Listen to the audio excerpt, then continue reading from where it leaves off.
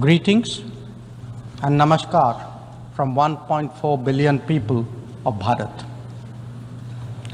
I congratulate the President of the General Assembly, His Excellency Mr. Philemon Yang, and strongly support the 79th UN General Assembly's theme of leaving no one behind. Madam President, we are gathered here at a difficult time.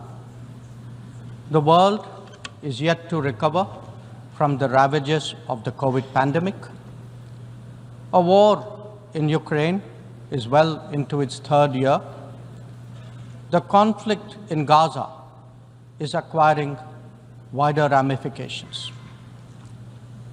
Across the global south, development plans have gone off rails and SDG targets are receding. But there is more.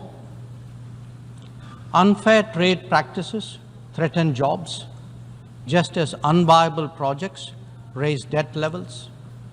Any connectivity that flouts sovereignty and territorial integrity acquires strategic connotations, especially when it is not a shared endeavor. Technology advancements, which have long been a source of hope, are now equally a factor of anxiety. Climate events occur with greater intensity and frequency. Food security is as worrisome as health security. In truth, the world stands fractious, polarized, and frustrated. Conversations have become difficult, agreements even more so. This is surely not what the founders of the United Nations would have wanted of us. Madam President, almost exactly 8 decades ago, the first steps towards the formation of the UN were taken near here at Dumbarton Oaks. Refined thereafter at the Yalta Conference, they were finally approved in San Francisco. The debates of that era centered around how to ensure world peace, a prerequisite for global prosperity. Today, we find both peace and prosperity equally endangered. And that, Madam President, is because trust has eroded and processes have broken down. Countries have extracted more from the international system than they have put into it, enfeebling it in the process. We see that vividly in every challenge and every crisis. Reforming multilateralism is therefore an imperative. The urgency of this call is highlighted by the theme of this session. Leaving no one behind means advancing peace, ensuring sustainable development, and strengthening human dignity. This cannot be delivered by a UN paralyzed when faced with division, conflict, terrorism, and violence. Nor can it be advanced if access to food, fuel, and fertilizer is jeopardized. When capturing markets lacks restraints, it damages the livelihood and social fabric of others. Evasion of climate action responsibilities by the developed undermine the growth prospect of the developing. Indeed, when resource crunch limits the very pursuit of SDG targets, it is not just economies, but human dignity itself that is imperiled. If the world is in such a state, this body must ask itself, how has this come to pass? The problems arise from a combination of structural shortcomings, political calculations, naked self-interest, and yes, disregard for those left behind. It is natural to feel overwhelmed by what we confront now. After all, there are so many dimensions, different moving parts, issues of the day, and the changing landscape. But every change must begin somewhere, and there is no better place than where it all started. We, the members of the United Nations, must now seriously and purposefully address ourselves to that task. Not because it is a competition for influence or a squabble for positions, but because if we carry on like this, the state of the world is only going to get worse. And that could mean that more of us are going to be left behind. Madam President, as the world contemplates these concerns, India has sought to respond in a variety of ways. First, by focusing on the issues of the vulnerable, women, farmers, and youth, and fashioning targeted policies and initiatives for their betterment. Assured access to piped water, to electricity, to cooking gas, and new homes are changing millions of lives. The gender gap has started to close, be it in health, in education, or in the workplace. Our food producers, thrice a year, get financial support at the click of a button. And a third-term government has made skilling of the youth its key priority.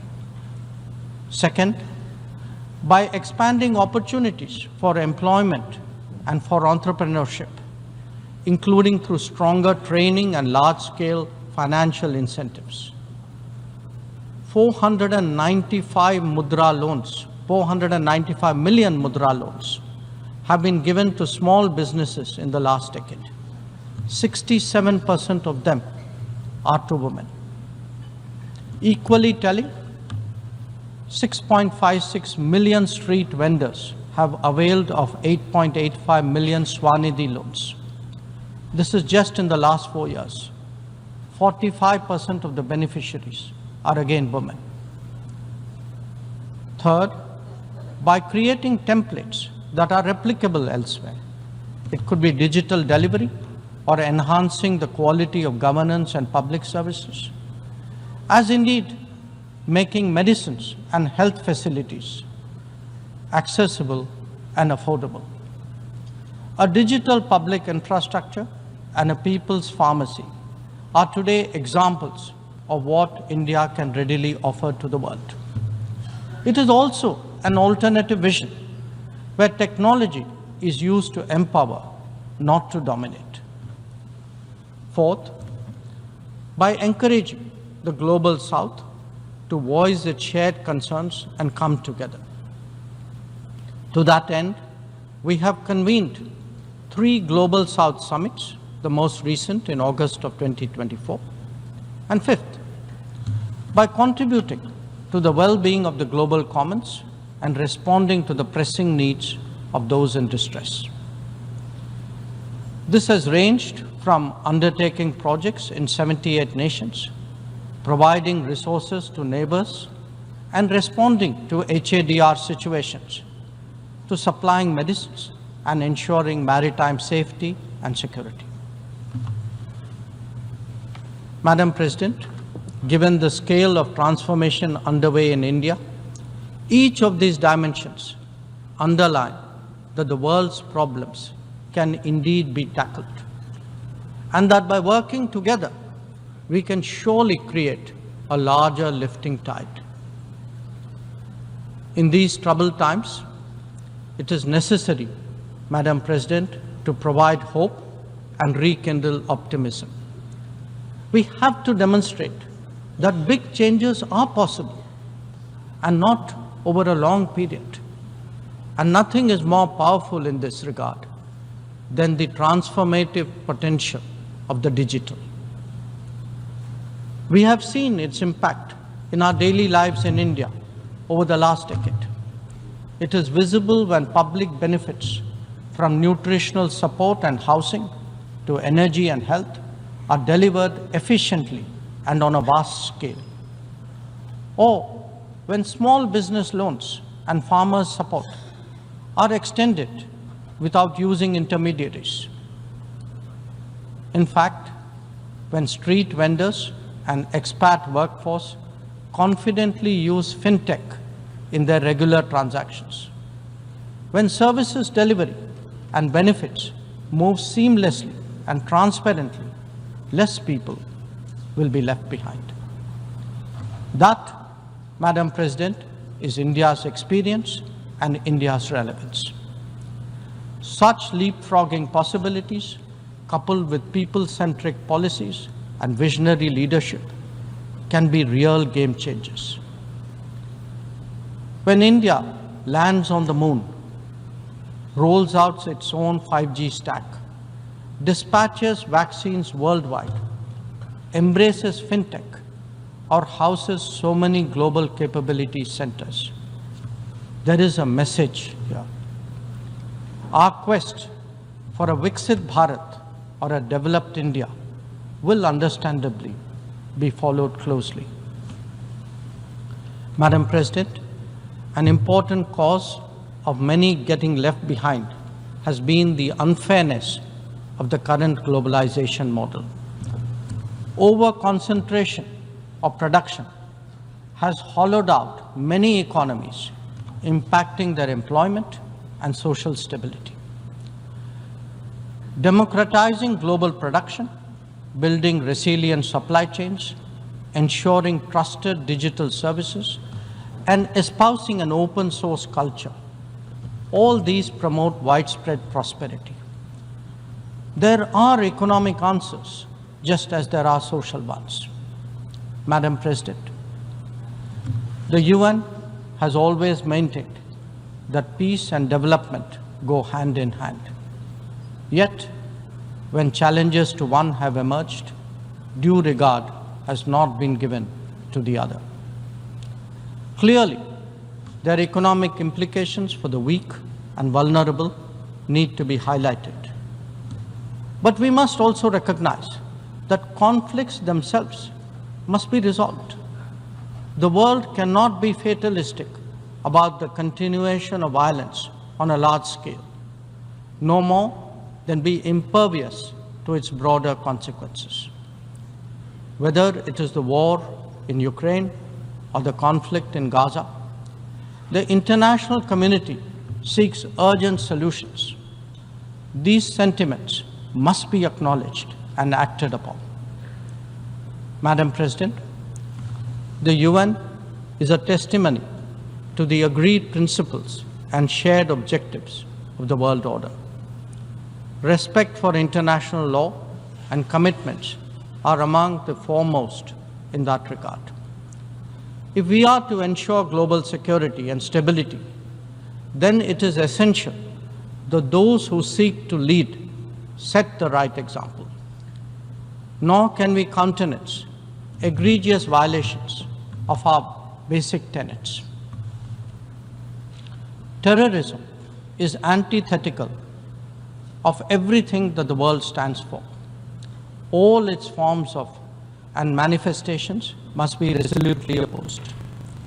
The sanctioning of global terrorists by the United Nations should also not be impeded for political reasons. Madam President, many countries get left behind due to circumstances beyond their control.